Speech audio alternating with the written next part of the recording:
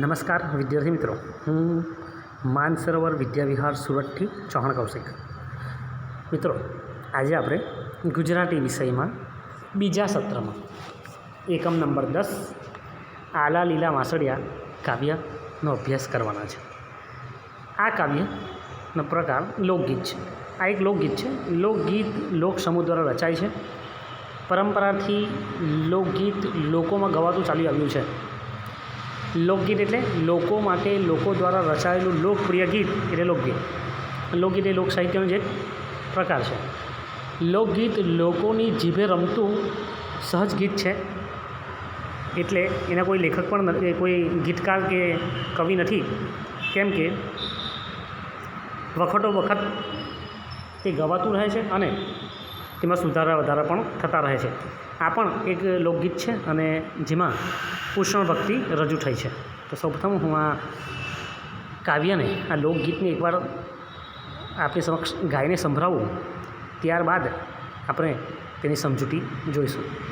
આલા લીલા વાંસળિયા રે વધાવું, એની રે ઉતરાવું રે પ્રભુજીની વાંસળી રે લોલ.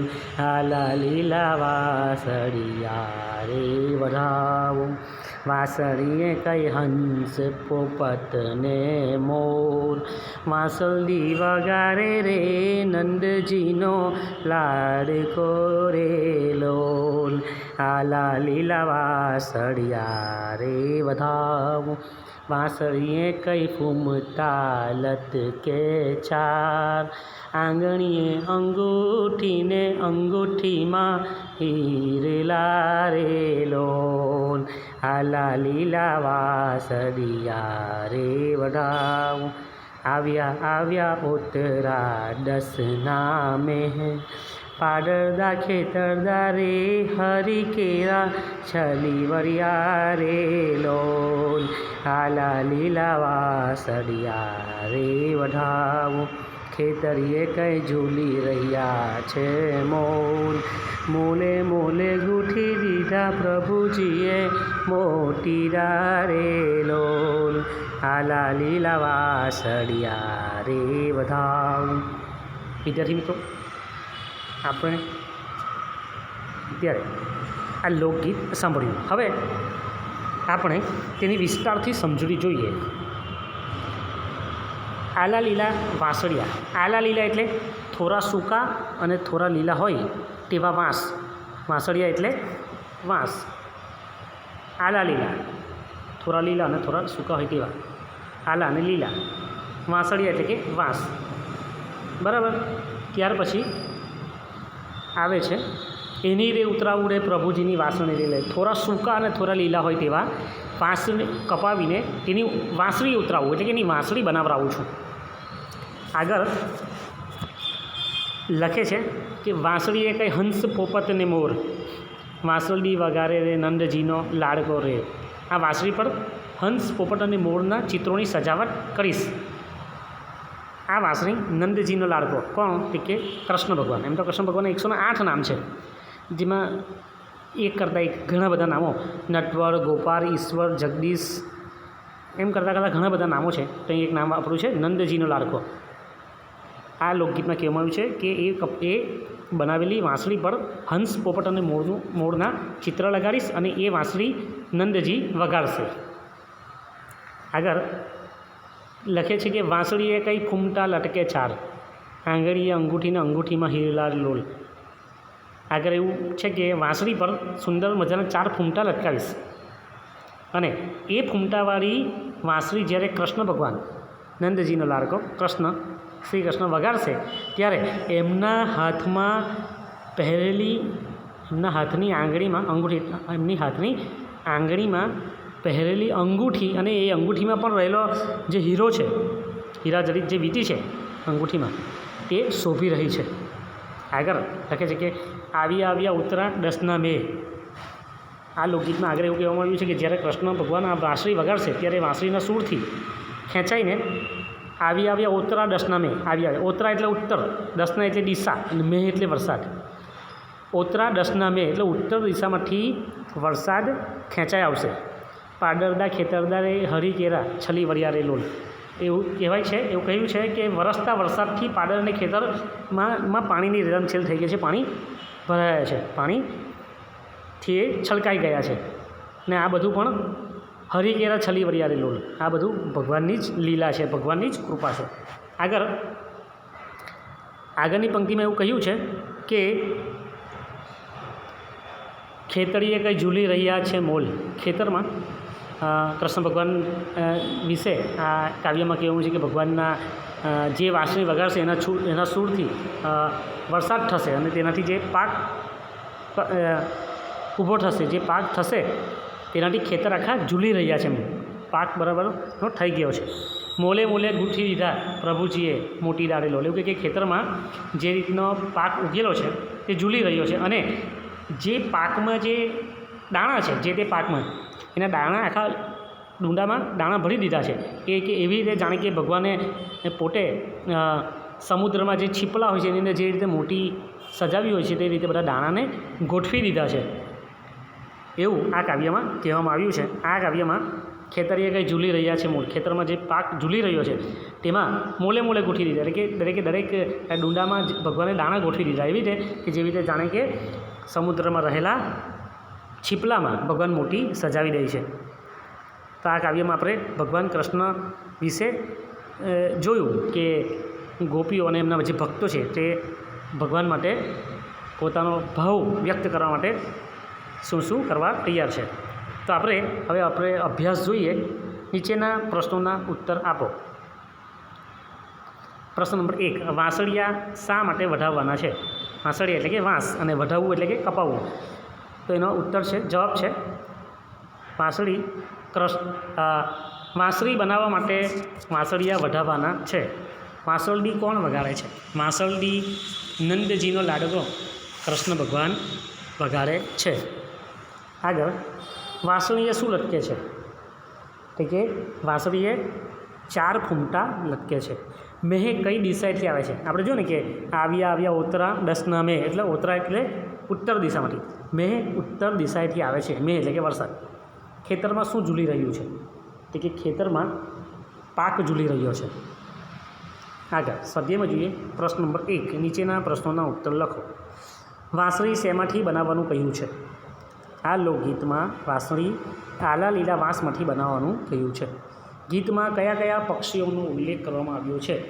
તો કે આ લોકગીતમાં મોર, પોપટ અને હંસ, મોર, પોપટ અને હંસ આ 3 પક્ષીઓનો ઉલ્લેખ કરવામાં આવ્યો છે. ગીતના આધારે વાંસળીનું વર્ણન કરો. તો જવાબ, આ વાંસળી થોડા સૂકા અને થોડા લીલા હોય તેવા વાંસમાંથી બનાવવામાં આવી છે. એ વાંસળી પર હંસ, પોપટ અને મોરના ચિત્રો લગાવવામાં આવશે. એ વાંસળી કૃષ્ણ ભગવાન વગાડશે. એ વાંસળીની ઉપર 4 ફૂમટા લટકાવવામાં આવશે, જેથી કરીને એ વાંસળી બીજી કોઈ સાધારણ વાંસળી જેવી ન લાગતા કંઈક સરસ મજાની દેખાવે ગમી જાય એવી વાંસળી લાગશે. એ વાંસળી કૃષ્ણ ભગવાન વગાડશે. ચોથો પ્રશ્ન, ગીતમાં મોટીદા શબ્દ કોના માટે વપરાયો છે? તો ગીતમાં મોટીદા શબ્દ જે પાક છે, અનાજના જે પાક એટલે કે અનાજના જે ડુંડા છે તેના માટે વપરાયો છે. શા માટે? તો કે ભાઈ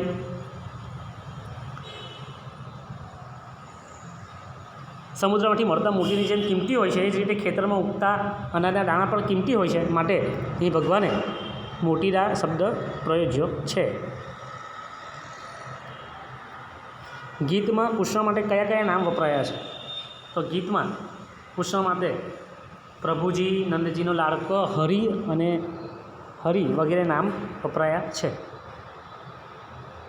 પ્રશ્ન 2, વાંસળી વાદકોના નામ શોધીને લખો.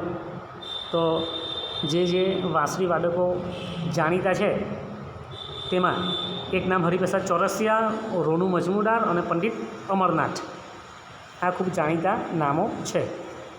વાંસળી કેવી રીતે વાગતી હશે? કે વાંસળીના જે 7 છિદ્ર હોય છે, જે કાણા હોય છે, અને વાંસળીના મુખમાંથી ફૂંક મારીને વગાડવામાં આવે છે. ફૂંકની હવા વાંસળીમાં જાય અને એ અંદરના પોલાવાળા ભાગમાં પ્રવેશે અને એ ધીરા ધીરા દબાણે બહાર નીકળે છે ત્યારે એમાંથી સૂર પ્રકટ થાય છે અથવા ઉત્પન્ન થાય છે. ત્રીજો સવાલ, વાંસળીની જેમ ફૂંક કે હવાથી વાગતા વાદ્યોના નામ. વાંસળીની જેમ ફૂંકથી વાગતા હોય તો તે શરણાઈ, વાંસળી, શંખ, ભૂંગર એ બધા વાદ્યો છે. તમારા વિસ્તારના આવા વાદકોના નામ લખો. જો તમારા વિસ્તારમાં કોઈક વ્યક્તિ એવું હોય કે જે આવા વાદ્યો વગાડે છે તો તેના નામ તમારે લખવાના છે. હવે અન્ય વાદ્યોના નામ લખી તેના પ્રસિદ્ધ વાદકોના નામ, જે જુદા જુદા વાદ્ય છે તેના નામ લખવાની કે સરોદ વાદક, પછી સારંગી વાદ્ય, સિતાર, તબલા, શરણાઈ. તો શરણાઈ માટે ઉસ્તાદ બિસ્મિલ્લા ખાન, તબલા માટે ઉસ્તાદ ઝાકિર હુસૈન, સિતાર વાદ્ય માટે ઉસ્તાદ બંદે અલી ખાં અને ઉસ્તાદ વજીર ખાં જેવા નામો જાણીતા છે. શ્રી કૃષ્ણ માટે વપરાતા બીજા શબ્દ શોધીને લખો. કે ભાઈ શ્રી કૃષ્ણ માટે ઘણા બધા નામો મેં તમને કહ્યું કે એમના તો 108 નામો છે. તેમાં પણ જગદીશ ને નટવર ને કાનુડો ને ગોપાલ ને બાલમુકુંદ ને ગિરધર ને બંસીધર ને મુરલી મનોહર, ઘણા બધા નામો કૃષ્ણ ભગવાનના છે. આગળ જે ઉદાહરણ મુજબ યોગ્ય શબ્દ લખો. કે ભાઈ આંગળી હોય તો અંગૂઠી હોય, હાથ હોય તો હાથના કડલા હોય, કાન હોય તો કાનની બુટ્ટી હોય, ડોક હોય તો ડોકની માળા હોય, નાક હોય તો નાકની નથરી હોય, પગ હોય તો પગની પાયલ અથવા ઝાંઝર હોય અને કેળ હોય તો કેળનો પંડોરો હોય. નીચેના પ્રશ્ન 4, નીચેના શબ્દો માટે ગીતમાં વપરાયેલા શબ્દો શોધીને લખો. તો ઉત્તર તો ઓતરા, વરસાદ તો મેઘ, પાન તો પણ, ખેતર તો ખેતર શબ્દ માટે કયો શબ્દ વપરાયો છે તે કે ખેતરીય, પાક તો મોલ અને પ્રભુ તો પ્રભુ માટે હરિ કે પછી પ્રભુજી વગેરે શબ્દો છે. હવે નીચેની પંક્તિનો અર્થ તમારે તમારા શબ્દોમાં લખવાનો છે. કે ભાઈ પંક્તિ એ છે કે ખેતરીએ કંઈ ઝૂલી રહ્યા છે મોલ, મોલે મોલે ગૂંથી દીધા પ્રભુજીએ મોટી દારે લોલ. એટલે કે ખેતરમાં ઉગેલો પાક ઝૂલી રહ્યો છે અને આ ઝૂલતા પાકમાંથી, આ ઝૂલતા જે પાકના ડૂંડામાંથી જે રીતે દાણા ભરેલા છે એ રીતે કે જાણે કે ભગવાને પોતે જ આવીને દરેકે દરેક ડૂંડામાં આ દાણા ભર્યા હોય. એમાં આ પંક્તિમાં તમને જે વિસ્તારથી જે લખવું તે તમે લખી શકો છો. હવે પ્રશ્ન નંબર 6, સૂચના પ્રમાણે કરો. તો વિવિધ વાદ્યના નામ લખો.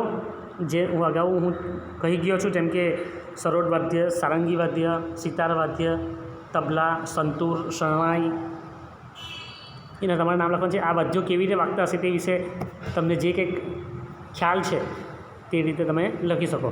આ વાદ્યનો ઉપયોગ કયા કયા પ્રસંગે થાય છે તે પણ, જેમ કે તબલા હોય તો તે ભજન વખતે, શરણાઈ હોય તો તે લગ્ન પ્રસંગે, ત્યાર પછી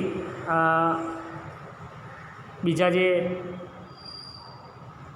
કંઈ પણ વાદ્યો છે તે કયા કયા પ્રસંગે વપરાય તમે જ્યાં જ્યાં જોયા હોય તો તે પ્રસંગ તમારે લખવાના છે. તમે કયા અનુભવના આધારે આ કહી શક્યા એ વર્ગમાં ચર્ચા કરવાની, એટલે કે તમારે નોટમાં લખવાનું છે કે આ બધું મેં આ પ્રસંગે જોયું હતું. તો મિત્રો, આપણે આજે આ પ્રકરણમાં જોયું કે કાવ્ય પણ જોયું, એ કાવ્ય મેં તમને ગાઈને પણ સંભળાવ્યું. સાથે સાથે આપણે એ કાવ્યમાં ની સમજૂતી પણ જોઈ અને પ્રશ્નોના જવાબ પણ જોયા. તો હવે પછી આપણે મળીશું બીજા વિડીયોમાં. ત્યાં સુધી નમસ્કાર.